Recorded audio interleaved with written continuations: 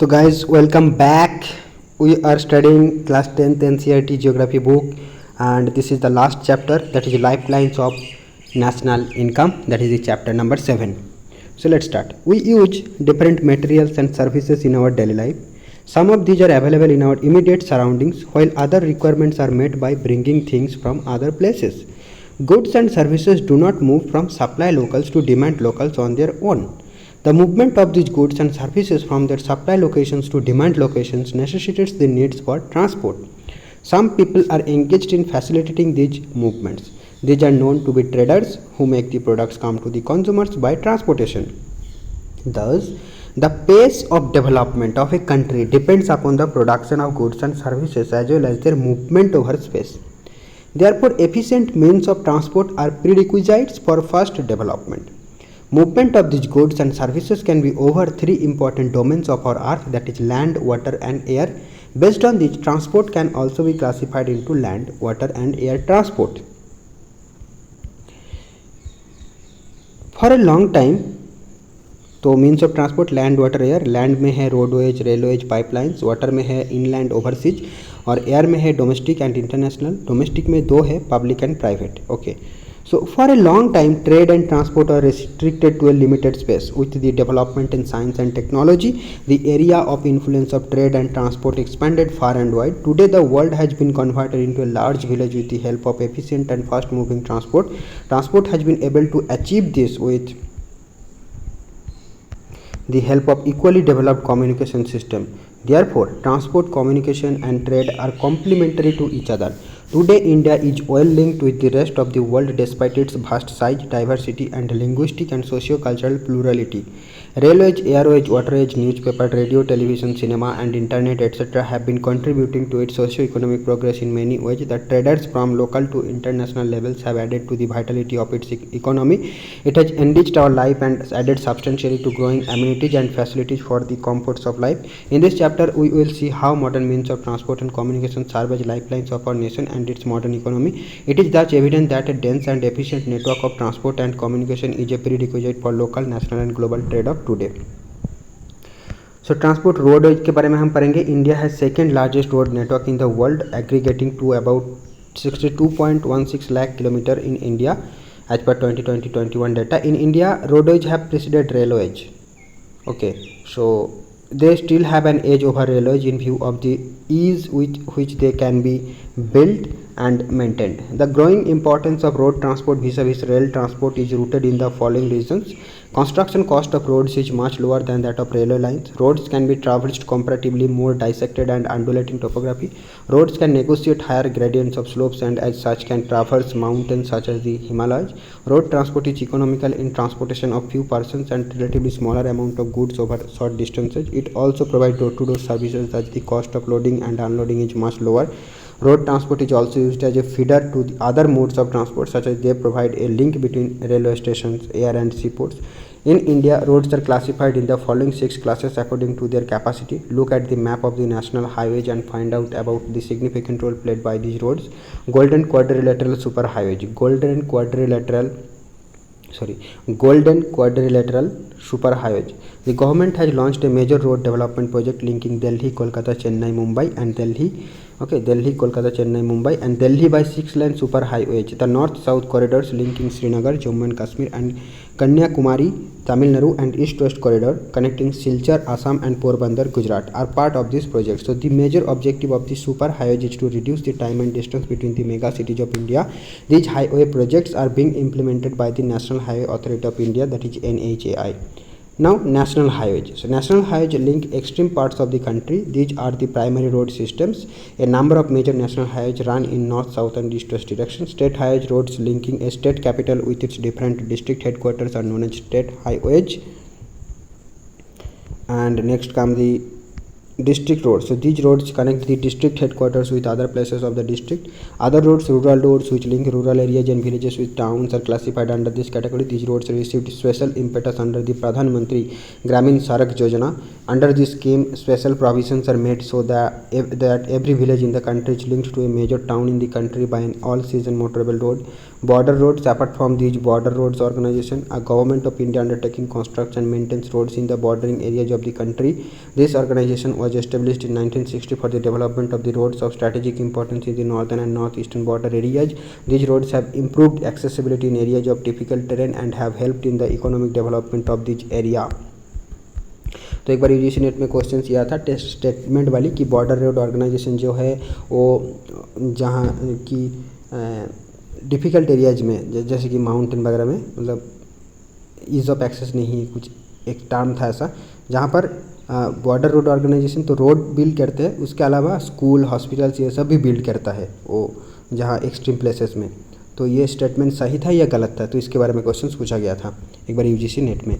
ठीक है, एक बार मतलब आई थिंक 2022 का दिसंबर वाली शिफ्ट में। Okay, now the world's longest highway tunnel that is Atal tunnel 9.02 kilometre has been built by border road organisation. This tunnel connects Manali to Lahaul Spiti valley.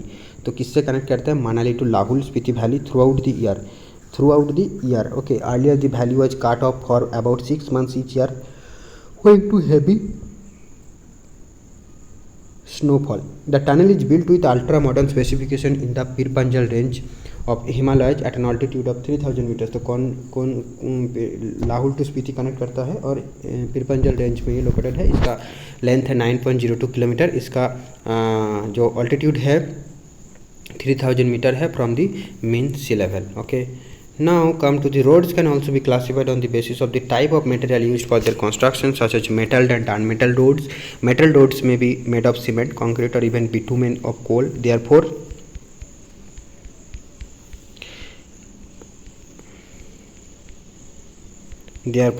and narrow. So however in recent years first development of road network has taken place in different parts of the country. Railways के बारे में बात करेंगे हम। Railways are the principal mode of transportation for freight and passengers in India. Railways also make it possible for people to conduct multifarious activities like business, sightseeing, pilgrimage along with transportation of goods over longer distances. Apart from an important means of transport, the Indian Railways have been a great integrating force for more than 150 years. Railways in India bind the economic life of the country as well as accelerate the development of the industry and agriculture. The Indian Railways is the largest public sector undertaking in the country. The first train steamed off from Mumbai to Thane in 1853 covering a distance of 34 kilometre. तो first train कहाँ से गया था? मुंबई से थाने तक 1853 में covering a distance of only 34 kilometre. The Indian Railway is now reorganized into 16 zones। तो कितने जोन से इंडियन रेलवेज का? 16 जोन से। The distribution pattern of the railway network of the country has been largely influenced by physiographic, economic and administrative factors. The northern plains with their vast level land, high population density and rich agricultural resources provided the most favorable condition for their growth. However, a large number of rivers requiring construction of bridges across their wide beds posed some obstacles. In the hilly terrains of the peninsular region, railway tracks are laid through the low hills, gaps or tunnels. The Himalayan mountains regions too are unfavorable for the construction of railway lines due to high relief, sparse population and lack of economic opportunities. Likewise, it is difficult to lay railway lines on the sandy plain of western Rajasthan, swamps of Gujarat, forested tracts of Madhya Pradesh, Chhattisgarh, Orissa and Jharkhand. तो ये क्या है? Broad gauge, metre gauge, narrow gauge, broad gauge, metre gauge and narrow gauge. इसका क्या है? Metre का क्या length है? तो ब्रॉड गॉज हो गया 1.676 metre, gauge 1 metre and narrow gauge हो गया 0.762 metre. Okay, and 61 metre, 0.61 metre. तो रूट कितना है वो दिखाया गया है। टोटल है आपका 67,956 किलोमीटर रेलवे रोड अभी तक है इंडिया में। The contiguous stretch of Sahyadri could be crossed only through gaps or passes. In recent times, the development of the Konkan Railway along the west coast has facilitated the movement of passengers and goods in this most important economic region of India. It has also faced a number of problems such as sinking of track in some stretches and landslides. Today, the railways have become more important in our national economy than all other means of transport put together. However, rail transport suffers from certain problems as well. Many passengers travel without tickets. Thefts and damaging of railway property has not yet stopped completely. People stop the trains, pull the chain unnecessarily. भाई ये कहाँ होती है? मेरे को नहीं सुनने को मिला कि pull the chain unnecessarily. People stop the trains pull the chain unnecessarily, and this causes heavy damage to the railway. think over it how we can help our railway and running as per the scheduled time. Then आपका pipeline, so pipeline transport network is new arrival on the transportation map of India. In the past these are used to transport water to cities and industries. Now these are used for transporting crude oil, petroleum products and natural gas from oil and natural gas fields to refineries, fertilizer factories and big thermal power plants. Oils can also be transported through a pipeline when converted into slurry. The far inland location of refineries like Baruni, Mathura, Panipat and gas-based fertilizer plants could be thought of only because of pipelines. Initial cost of laying pipelines is high, but subsequent running costs are minimal. It rules out transshipment losses or delays. There are three important, मतलब यहाँ पर कोई unloading की नहीं, एक बार भेज दिया तो चला जाएगा जहाँ पर जाना है. There are three important networks of pipeline transportation in the country. From oil field in Upper Assam to Kanpur, Uttar Pradesh via Guwahati, Baruni and Allahabad. It has branches from Barauni to Haldia via Rajband to Morigram and Guwahati to Siliguri. From Salaya in Gujarat to Jalandhar in Punjab via Viramgam, Mathura, Delhi and Sonipat. It has branches to connect Koyali near Vadodara, Gujarat, then Chaksu and other places. The first 1700 km long Hazira, Vijaypur, Jagadishpur cross-country gas pipeline linked Mumbai high and basin gas fields with various fertilizer, power and industrial complex in western and northern India. So overall, India's gas pipeline infrastructure has expanded from 1,700 km to 18,500 km of cross-country pipelines. Then waterways. Since the ancient period, India was one of the seafaring countries. Its seamen sailed far and near, thus carrying and spreading Indian commerce and culture. Waterways are the cheapest means of transport. They are most suitable for carrying heavy and bulky goods. It is a fuel-efficient and environment-friendly mode of transport. India has inland navigation waterways of 14,500 km in length. Out of these, only 5,685 km are navigable by mechanized vessels. The following waterways have been declared as the national waterways by the government.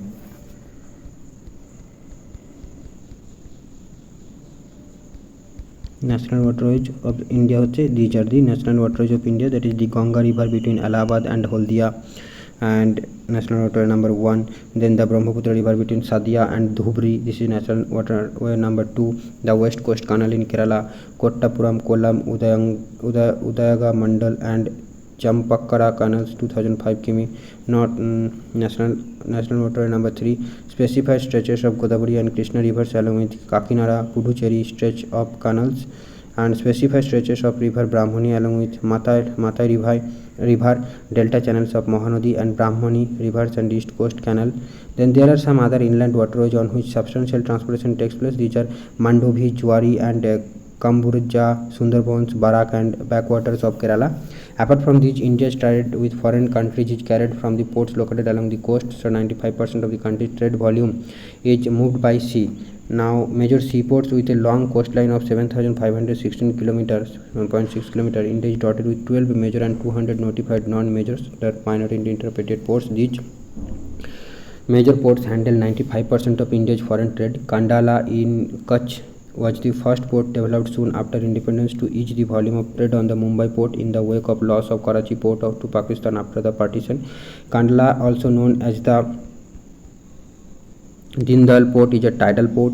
It caters to the convenient handling of exports and imports of highway productive granary and industrial belt stretching across UT of Jammu and Kashmir and the states of Himachal Pradesh, Punjab, Haryana, Rajasthan and Gujarat. Then Mumbai is the biggest port with a spacious natural and well-sheltered harbour. The Jawaharlal Nehru port was planned with a view to decongest the Mumbai port and serve as a hub port for this region. Marmagao Port, Goa, is the premier iron ore exporting port of the country. This port accounts for about 50% of India's iron ore export. New Mangalore port, located in Karnataka, caters to the export of iron ore concentrates from Kudremukh mines. Kochi is the extreme southwestern port, located at the entrance of a lagoon with a natural harbour. Moving along the east coast, you would see the extreme southeastern port of Tuticorin in Tamil Nadu. This port has a natural harbour and rich hinterland, thus it has a flourishing trade handling of a large variety of cargoes to even our neighboring countries like Sri Lanka, Maldives, etc., and the coastal regions of India. Chennai is one of the oldest artificial ports of the country. It is ranked next to Mumbai in terms of the volume of trade and cargo. Visakhapatnam is the deepest landlocked and oil-protected port. This port was originally conceived as an outlet for iron ore exports. Paradip port, located in Odisha, specializes in the export of iron ore. Kolkata is an inland riverine port. This port serves a very large and rich hinterland of Ganga-Brahmaputra basin. Being a tidal port, it requires constant dredging of Hooghly. Haldia port was developed Haldia port was developed as a subsidiary port in order to relieve growing pressure on the Kolkata port. Now, airways. So the air travel today is the fastest, most comfortable and prestigious mode of transport. It can cover very difficult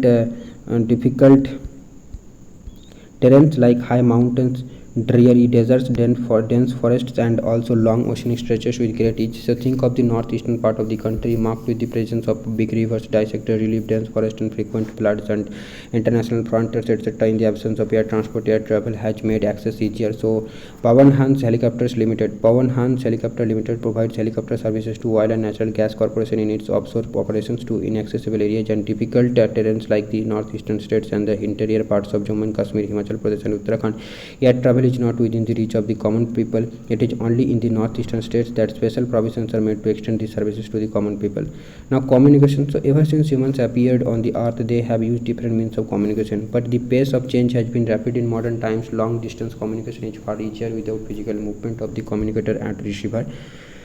Personal communication and mass communication, including television, radio, press, films, etc., are the major means of communication in the country. The Indian Postal Network is the largest in the world. It handles parcels as well as personal written communications. Cards and envelopes are considered first-class mail and are airlifted between stations covering both land and water. The second-class mail includes book packets, registered newspapers, and periodicals. They are carried by surface mails covering land and water transport. So to facilitate quick delivery of mails in large towns and cities, 6 mail channels have been introduced recently. They are called Rajdhani Channel, Metro Channel, Green Channel, Business Channel, Bulk Mail Channel, and periodical channel. तो ये हो गया major ports and some international airports India की, इसका map है यहाँ पर. Okay, अब आता है क्या, did you know digital India is an umbrella programme to prepare India for a knowledge based transformation.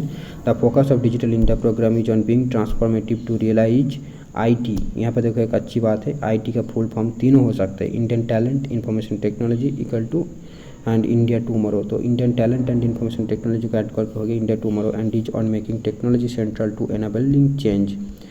अब ये देखो emergency call box in NH8, तो ये अच्छी बात है.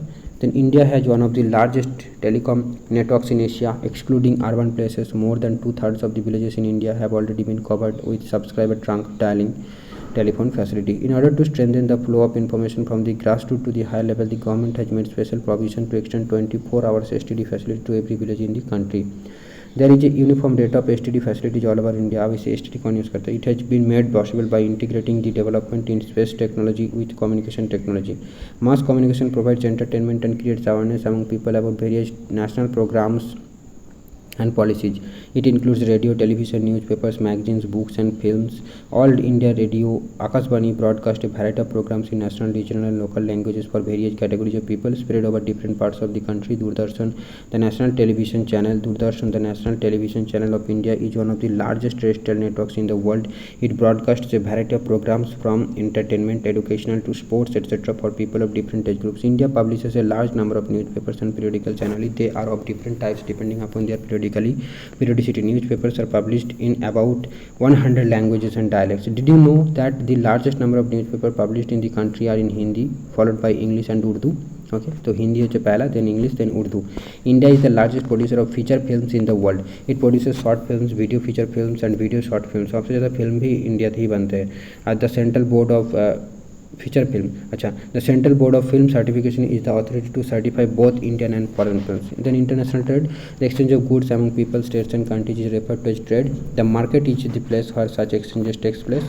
Trade between two countries is called international trade. It may take place through sea, air, or land routes. While local trade is carried in cities, towns, and villages, state level trade is carried between two or more states. Advancement of international trade of a country is an index to its economic prosperity. It is therefore considered the economic barometer for a country. As the resources are space bound. No country can survive without international trade. Export and import are the components of trade. The balance of trade of a country is the difference between its export and import. When the value of export exceeds the value of imports, it is called a favorable balance of trade.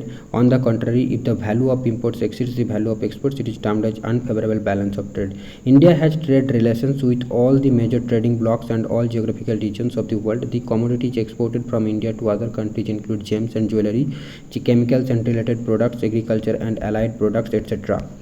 The commodities imported to India include petroleum, crude and products, gems and jewelry, chemicals and related products, base metals, electronics items, machinery, agriculture and allied products. India has emerged as a software giant at the international level, and it is earning large foreign exchange through the export of information technology. Tourism as a trade. So tourism in India has grown substantially over the last 3 decades. More than 15 million people are directly engaged in the tourism industry. Tourism also promotes national integration, provides support to local handicrafts and cultural pursuits. It also helps in the development of international understanding about our culture and heritage. Foreign tourists visit India for heritage tourism, eco-tourism, advantage tourism, cultural tourism, medical tourism and business tourism. ठीक है, तो एक बार UGC net में question आता कि theme park के regarding कुछ था क्वेश्चन टूरिज्म से लेकर. There is a vast potential for development of tourism in all parts of the country. Efforts are being made to promote different types of tourism for this upcoming industry. तो ये बात है. India ranked world's 4th best holiday haven. पहले है Italy, then New Zealand, then Australia, then India, then 5 है South Africa, then France, Thailand, Spain, Brazil and Switzerland. Okay, on the heritage tourism in India. अच्छा, तो यहाँ पर ख़त्म होती है हमारा चैप्टर 7 यानी क्लास 10th का NCERT बुक. यही चैप्टर के साथ ख़त्म होता है. और आगे का जो क्लास 11th एंड 12th का बुक्स होंगे वो हम थोड़ा और डिटेल में पढ़ेंगे और थोड़ा लिंक कर करके पढ़ेंगे कि इन जो हमने क्लास 10th तक, क्लास 6 से लेकर क्लास 10 तक हमने जो पढ़ा, ठीक है, ज्योग्राफी बुक में, तो वो सारी चीज़ें हम लिंक कर करके पढ़ने की कोशिश करेंगे. तो पहले चीज़ तो ये कि आपको 10th तक अच्छे से रिवीजन देना है. और आई होप जो भी चीज़ यहाँ पर दिया हुआ है वो भी 11-12 में जाकर मिलेंगे.